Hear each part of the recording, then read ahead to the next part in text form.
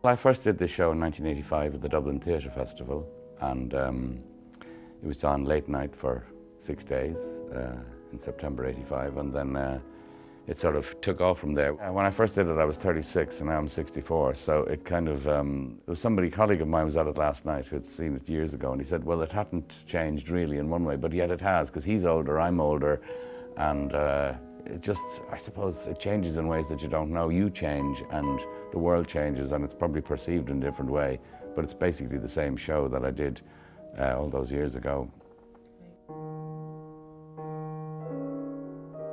It was adapted by myself and a colleague of mine, Jerry Jukes, who's an academic, and when Michael asked to do it, when he asked me to do the show, myself and the director, Colm O'Brien, and the designer, Robert Balla, we read around Beckett canon, and I came back and said, look, let's just stick to these 3 novels. Malloy, Malone Dies, The Unnameable. They're wonderful novels, and there's enough material here for plenty of one-man shows.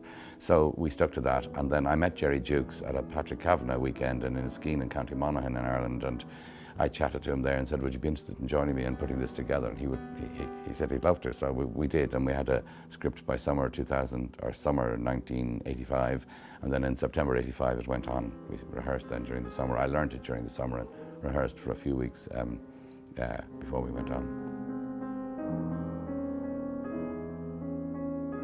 It's various voices really going throughout Malloy, Malone Dies, The Unnameable, culminating with The Unnameable, searching for silence, but the only way of searching for silence and finding peace in silence is through words. It's really, the whole thing is a search for self.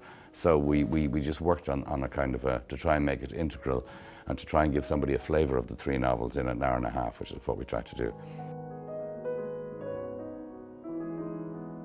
He's an international writer. He's talking about the great things of existence, what it means to be alive and so on.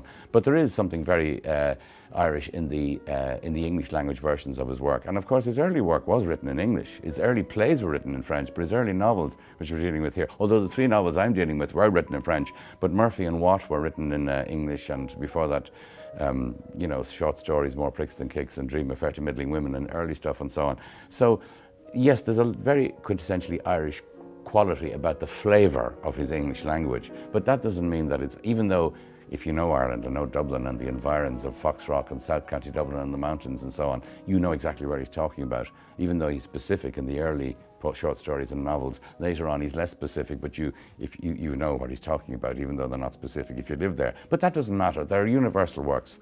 And even something like Godot, which is essentially French, in the French version, there is a very Irish feel to the syntax and to the language in the English language version. So, I mean, it's natural for us to do it in our own voices, but it doesn't mean that a good production from any other country isn't just as good or better. I mean, he's a universal writer for all time. He's one of the greats, like Dante and Shakespeare. He will last forever. I love the Edinburgh International Festival.